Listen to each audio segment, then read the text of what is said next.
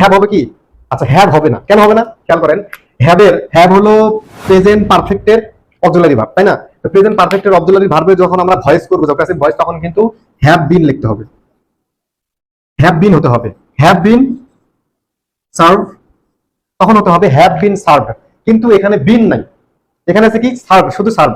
আর এটা বসাইতে গেলে আমাদের অবশ্যই হ্যাভ বিন হবে, আর অপশনে হ্যাভ বিন নাই, দ্যাটস ওয়াই এটাও কাটা। আচ্ছা আরেকটা আছে হলো, আমরা যে এর আগে সাবজেক্ট ভার্ব এগ্রিমেন্টের যতগুলো রুলস আছে সেগুলো আলোচনা করেছি। শুধুমাত্র রুলস পড়েই গ্রামার শেখা বা পরীক্ষায় প্রস্তুতি নেওয়া সম্ভব না, কেননা আমরা রুলস অনুযায়ী পড়ে যাই, কিন্তু পরীক্ষায় দেখি যে প্র্যাকটিক্যাল আসে। প্র্যাকটিক্যাল কিভাবে আমরা এমসিকিউ সলভ করবো, সেখানে সিমিলার অনেকগুলো অপশন থাকার কারণে আমরা অনেক সময় গুলিয়ে ফেলি যে আসলে এটা হবে নাকি এটা হবে। তো অনেকগুলো দেখি যে সিমিলার অপশন থাকে। তো এই সিমিলার অপশন থেকে জাস্ট রাইট আনসারটা আমরা কিভাবে আইডেন্টিফাই করব, সেজন্য আমরা আজকে এমসিকিউ প্র্যাকটিস করব। এই এমসিকিউ প্র্যাকটিসের মাধ্যমে আমাদের পরীক্ষার জন্য প্রস্তুতিটা আরো ভালো হয়ে যাবে। আচ্ছা চলুন আমরা শুরু করি। যে প্রথম আমি একটা এমসিকিউ লিখে দিয়েছি, সবগুলো আজকে হবে। আজকে যে কয়টা নেব সেটা হলো সাবজেক্ট ভার্ব এগ্রিমেন্টের উপরে। আচ্ছা সাবজেক্ট ভার্ব এগ্রিমেন্টের উপরে যদি আমরা নেই, তাহলে প্রথমে একটা প্রশ্ন লিখে দিয়েছি, সেটা হলো যে this book to my uncle, this book to my uncle. তাহলে এটা একটু খেয়াল করে দেখি যে this book to my uncle সেন্টেন্সটা, এখানে দিস বুক হলো সিঙ্গুলার, দিস বুকটা কি সিঙ্গুলার। আচ্ছা দিস বুক যদি সিঙ্গুলার হয় তাহলে অবশ্যই অবশ্যই আমাদের ভার্বটাকে নিতে হবে, সিঙ্গুলার ভার্ব নিতে হবে। আর সিঙ্গুলার ভার্ব যখন আমরা নিতে যাব, তখন আমাদের দেখতে হবে যে এখানে কোথায় সিঙ্গুলার ভার্ব আছে। আচ্ছা এখানে সিঙ্গুলার ভার্ব এক নাম্বার দেয়া আছে বিলঙ্গিং। এটা বিলঙ্গিংটা কি সিঙ্গুলার ভার্ব? জি না, এটা বিলঙ্গের সাথে আইনজি যোগ করা আছে। কেন আইনজি যোগ করা হলো সেটা কিন্তু দেয়া নেই। আচ্ছা তারপর বলা হয়েছে বি নাম্বারে বিলংস, বিলংস। আচ্ছা বিলংস যদি একটা ভার্ব হয়, তার সিঙ্গুলার ফর্ম অবশ্যই কিন্তু বিলংস হবে, কারণ ভার্ব প্লাস, এটা বলছি verb plus S equal singular. আর নাউন প্লাস এস বা নাউনের সাথে যদি এস বা ইএস যুক্ত থাকে, তাহলে সেটা হবে প্লুরাল। তাহলে যেহেতু এটা ভার্বের সাথে এস যুক্ত আছে, দ্যাটস ওয়াই এটা সিঙ্গুলার। উত্তর হবে বি নাম্বার, যে কি belongs, this book belongs to my uncle. আর ওয়াজ বিলঙ্গিং কেন হবে না, এবং বিলং কেন হবে না, ওয়াজ বিলঙ্গিং কেন হবে না, এটা আমি একটু বলে দিই। যে কিছু কিছু ভার্ব আছে যেগুলোর কন্টিনিউয়াস টেন্স হয় না, যেমন লাইক, বিলং, সি, এগুলোর কিন্তু কন্টিনিউয়াস টেন্স হয় না। তো কন্টিনিউয়াস টেন্স যেহেতু এই সেন্টেন্স গুলো বা কন্টিনিউয়াস টেন্স যেহেতু এই ভার্বগুলো হয় না, সেহেতু এই এখানে ওয়াজ বিলঙ্গিং, বিলং, এখানে বিলঙ্গিং, এগুলো একটাও হবে না। এরপরে দ্বিতীয় নাম্বার যে প্রশ্নটা আছে সেটা হচ্ছে Gulliver's travels dash wonderful to read. Gulliver's travels এটা কি? গালিভার্স ট্রাভেলস হলো একটি বইয়ের নাম। গালিভার্স ট্রাভেলস এর অর্থ হলো গালিভারের ভ্রমণ কাহিনী। এটা একটি বইয়ের নাম।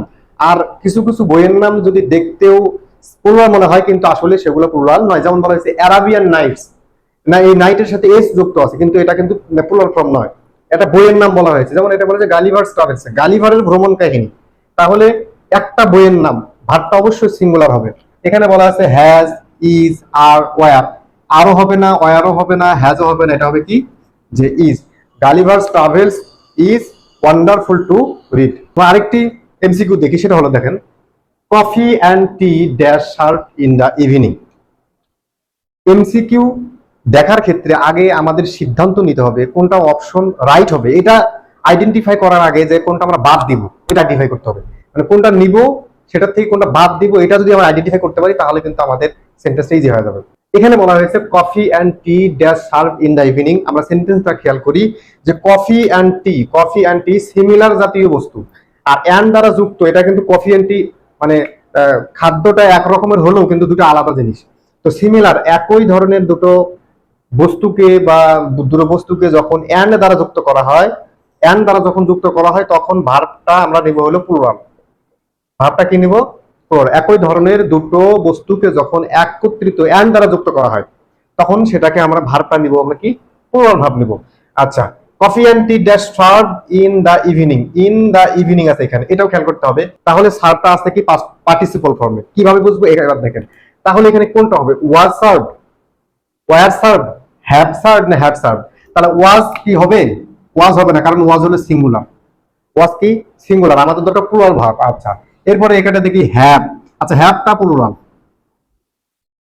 হ্যাভটা প্লুরাল, তাহলে হ্যাভটা হ্যাভ হবে কি? বি নাম্বারটা বাদ দিলাম, হ্যাভ হবে কি? আচ্ছা হ্যাভ হবে না, কেন হবে না খেয়াল করেন। হ্যাভ হলো প্রেজেন্ট পারফেক্টের অক্সিলারি ভার্ব, তাই না? তো প্রেজেন্ট পারফেক্টের অক্সিলারি ভার্বে যখন আমরা ভয়েস করবো, যখন প্যাসিভ ভয়েস, তখন কিন্তু হ্যাভ বিন লিখতে হবে, হ্যাভ বিন হতে হবে। হ্যাভ বিন সার্ভ, তখন হতে হবে হ্যাভ বিন সার্ভ। কিন্তু এখানে বিন নাই, এখানে আছে কি সার্ভ, শুধু সার্ভ। আর এটা বসাইতে গেলে আমাদের অবশ্যই হ্যাভ বিন হবে, আর অপশনে হ্যাভ বিন নাই, দ্যাটস ওয়াই এটাও কাটা। আচ্ছা, আরেকটা আছে হলো যে হ্যাড। হ্যাড হলো পাস্ট, পাস্ট টেন্সে, পাস্ট ফর্মে, তাই না? তো হ্যাড যদি পাস্ট পারফেক্টের, হ্যাড হলো পাস্ট পারফেক্টের অক্সিলারি ভার্ব। আর হ্যাডও যদি আমরা দিতে যাই পাস্ট পারফেক্টে, তাহলে হ্যাড বিন হতে হবে, হ্যাড বিন হতে হবে। এখানে আমরা কেন হ্যাভ বিন দিব না? কারণ হলো এখানে আছে সার্ভ। আর ইন দা ইভিনিং, এই যে সেন্টেন্সটার অর্থ অনুযায়ী এটাকে অতীতকালের, সাধারণ অতীতকালের একটা বিষয় বুঝাইছে, in the evening. Coffee and tea have, coffee and tea serve in the evening. এবার আসেন ওয়ার হবে কিনা, ওয়ার হবে কিনা? ওয়ার অবশ্যই ওয়ার হবে। কেন? ওয়ার হলো প্লুরাল ভার্ব, আর এখানে বলা হয়েছে হলো কফি অ্যান্ড টি, দুটো অ্যান্ড দ্বারা যুক্ত করা হয়েছে, দুটো অ্যান্ড দ্বারা যুক্ত হলে সেটা প্লুরাল ভার্ব নেবে, প্লুরাল ভার্ব নেবে, সেখানে হবে ওয়ার, ওয়ার হবে। তাহলে were serve coffee and tea, were serve in the evening. আরেকটি সেন্টেন্স হলো, বলছে bread and butter dash my favourable food. Bread and butter, তাহলে ব্রেডও আলাদা, এখানে ব্রেড মানে রুটি, রুটিও আলাদা, বাটারও আলাদা, তাই না? তাহলে bread and butter is my favourable food. আচ্ছা, bread and butter dash my favourable food, এখানে দেখলাম যে দুটি অ্যান্ড দ্বারা যুক্ত দুটি আলাদা বস্তুকে যদি একত্রিত করা হয় তাহলে সেটা হবে প্লুরাল ভার্ব। কিন্তু এখানে দেখেন ব্রেড অ্যান্ড বাটার যখন আমরা কিনতে যাব, কেনার ক্ষেত্রে আমরা কিন্তু আলাদা আলাদা কিনি, ব্রেড আলাদা কিনি এবং বাটারও আলাদা আলাদা কিনি। যখন আমরা কিনবো ব্রেড এবং বাটার, তখন সেটা আলাদা আলাদা কিনতে হয়, কিন্তু যখন আমরা খাই তখন যদি একসাথে খাই, তখন একসাথে খাই। তাহলে কেনার সময় আলাদা আলাদা কিনি, সেজন্য এটা প্লুরাল ভার্ব নেবে। যেহেতু খাওয়ার সময় আমরা একসাথে খাই, সেহেতু এটা সিঙ্গুলার ভার্ব নেবে। এখানে আছে ইজ, এই ইজটা হবে উত্তর। কেন? এটা ওয়াজও হবে না, হ্যাভ বিন তো হবেই না, ওয়ার তো হবেই না। এরপরে আরেকটা হলো each boy and each girl dash given a prize yesterday. Each boy and each girl dash given a prize yesterday. প্রত্যেক বালক এবং প্রত্যেক বালিকাকে গতকাল কি দেওয়া হয়েছে? উপহার দেওয়া হয়েছে। এখানে কোন ভার্বটি হবে, কোনটা হবে? এখানে বলা হয়েছে ইজ, তারপর বলছে ওয়াজ, আর ওয়ার, কোনটা হবে? যদি আমরা খেয়াল করি each boy and each girl, একটা সাবজেক্ট ভার্ব এগ্রিমেন্টে আরেকটা রুলস আছে যে ইচ, ইচ দ্বারা, ইচ এবং অ্যান্ড দুটো যদি থাকে, ইচ থাকলেই ভার্বটা হবে singular. Each boy and each girl, প্রত্যেক গার্ল, প্রত্যেক মেয়ে এবং প্রত্যেক ছেলেকে এক একটা করে বলা হয়েছে, এক একটা করে বোঝানো হয়েছে, এজন্য ভার্বটা হবে সিঙ্গুলার। তাহলে each boy and each girl dash given a prize yesterday। যেহেতু এটা পাস্ট ফর্মে আছে, yesterday যেহেতু আছে, সেটা পাস্ট ফর্মের, সেটা পাস্ট টেন্সে yesterday অর্থাৎ গতকাল, সেহেতু এখানে ইজ হবে না, ওয়াজ হবে। Each boy and each girl was given a prize yesterday। এরপর আরেকটি সেন্টেন্সে বলছে the poor dash mass in winter, the poor dash mass in winter. এখানে আমরা যদি খেয়াল করি, দা, দা হলো একটা আর্টিকেল বা ডিটারমাইনার, পোরটা হলো অ্যাডজেক্টিভ, পোরটা কি অ্যাডজেক্টিভ। তাহলে আমরা একটা নিয়ম জানি যে অ্যাডজেক্টিভের আগে যদি দা থাকে, দা প্লাস অ্যাডজেক্টিভ যদি থাকে, তাহলে সেটা প্লুরাল কমন নাউন হয়, প্লুরাল কমন নাউন হয়। কারণ অ্যাডজেক্টিভের আগে যদি দা থাকে সেটা কোন নাউন হবে? Plural common noun. আর প্লুরাল কমন নাউন যখন হবে তখন ভার্বটাও কি নিবে? প্লুরাল নেবে। তো এখানে দেখেন সাফার, সাফারটা কিন্তু প্লুরাল ভার্ব, সাফারস হবে না, সাফারিং তো হবেই না, সাফারড হবে না, এটা উত্তর হবে সাফার। সাফারটা হলো প্লুরাল আর সাফারস হলো সিঙ্গুলার। এজন্য যেহেতু আমরা জানি দা পোর এটা adjective, plural common noun, the plus adjective যুক্ত হয়ে প্লুরাল কমন নাউন হয়েছে, সেহেতু এখানে হবে সাফার। আচ্ছা, আরেকটি সেন্টেন্স হলো neither Rahim nor Karim dash present last week. Neither Rahim nor Karim dash present last week. এই সেন্টেন্সটা একদম ইজি। হ্যাঁ, খেয়াল করলে পাওয়া যাবে যে আমরা একটা রুলস করেছি, either or, neither nor, not only but also. Either or,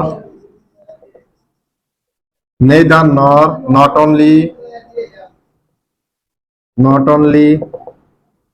dot dot but also.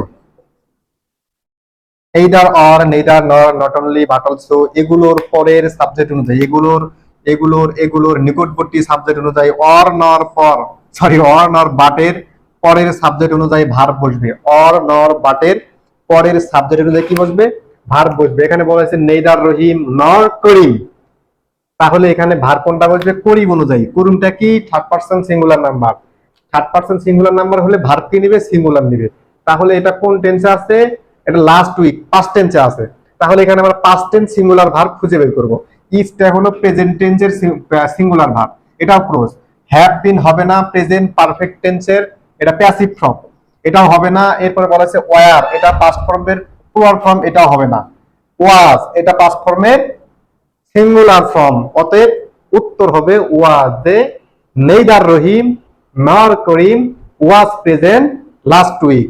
আমরা শুধু এই সিম্পটম গুলো দেখেই ভার্ব বসাতে যাব না, বরং এখানে কিছু অ্যাডভার্ব আছে, হ্যাঁ, যে কিভাবে আমরা চিনবো, এগুলো কিছু সিম্পটম আছে। পাস্ট টেন্স চেনার, প্রেজেন্ট টেন্স চেনার, ফিউচার টেন্স চেনার কিছু সিম্পটম আছে।